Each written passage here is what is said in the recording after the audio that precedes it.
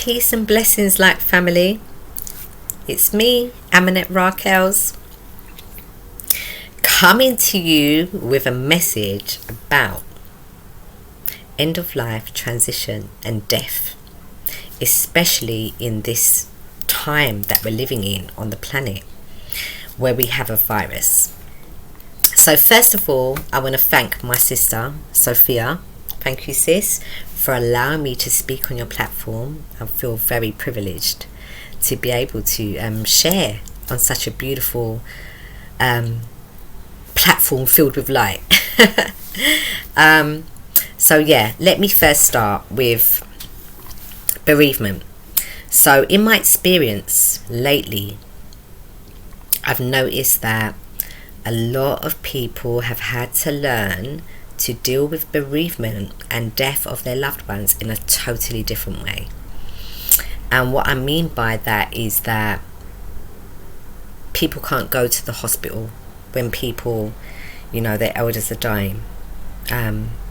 People are unable to even go into houses because of the fear of catching COVID when their loved ones are dying. So what I've been sharing is there's another way. There is another way. You don't actually have to be physically present when someone is transitioning. You can actually reach a person actually better when they're in transition on a spiritual and energetic level. So that may mean that you go into your quiet space, you have a photograph of your loved one and maybe a candle or something from the elements to connect on an earth plane with your loved one. And you can sit in the silence, and it's so beautiful because it's just you and them.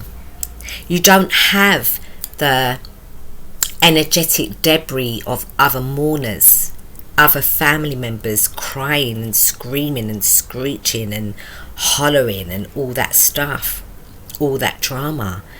And I do use the word drama because in those environments when you get together and there's a collective grieving, there also comes a collective toxic debris that sticks to your aura.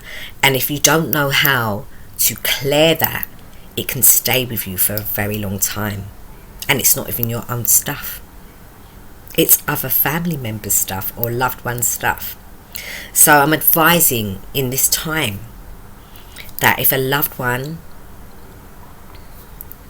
most high forbid, gets taken to hospital in this time or any time, because transition is ongoing, virus or not, that if you're not able to visit them physically, you can sit in a safe space in your home, in your center, and connect with them on a spiritual level, on a soul-to-soul level, on a mental level.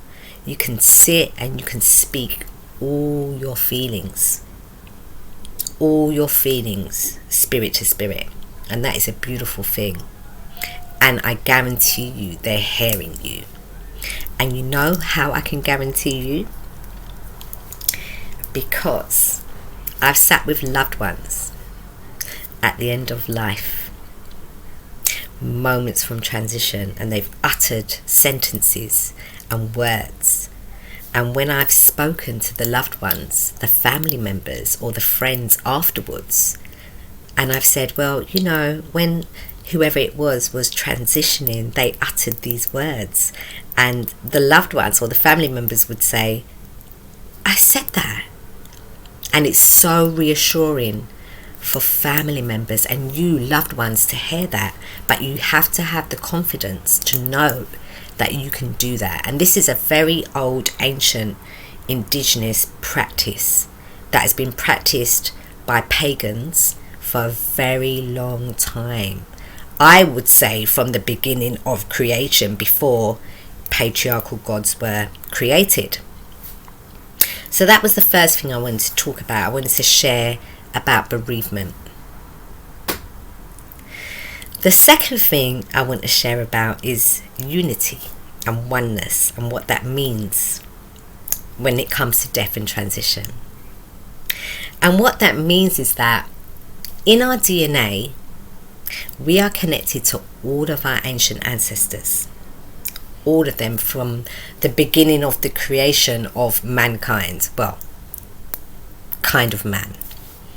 So, sometimes, when you see a child acting out, or you see an elder behaving in a certain way, or even yourself, think about this and think, who is that coming from? Is that me? Have I learnt that from somewhere? People will normally say, oh, that's just how she is, or that's just how he is. But if you look back and you trace your ancestors, and you know enough about your grandparents and your great-grandparents, you will see that that person or that ancestor behaved exactly as you did. Exactly as you did. Because a lot of our ancestors recycle in us. We are our ancestors. We are a part of the beginning of the foundation of creation.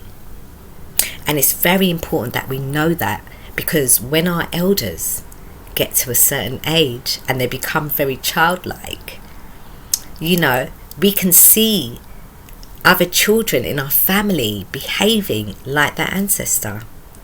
Me personally, I just think that's a beautiful thing. When I can look at children in my family and say, oh, you act like Auntie blah blah, or you act like Granddad blah blah. I think it's beautiful, because a part of that ancestor is now living in our children.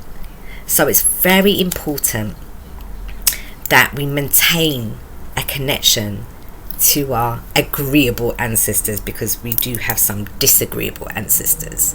So we need to differentiate between the two. But I'll leave that for another message.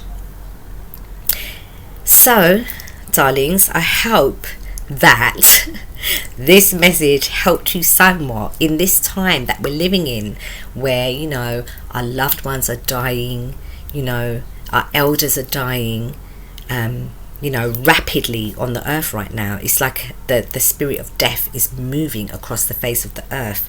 But I just wanted to give you some reassurance and some guidance that just because they're dying and you can't be with them in a physical being, you can still connect with them on a spiritual and mental plane of existence, if you're open to that, of course. So, if you want to reach me for any more guidance on transition and death, you can do so at www.recoveryenrichmentsoultherapy.com, which my sister Sophia Villa, who owns this channel, has helped me so much in developing. And yeah, peace and love, family. Let's keep it moving, let's keep it positive, let's keep it, let's keep our vibrations high. We're going through challenging times right now where death is, up for talking about and discussing. And for us spiritual practitioners, death is not the end. Death is a beautiful transition into another existence. And I'll leave you with this final thought. How about if you could create your next incarnation?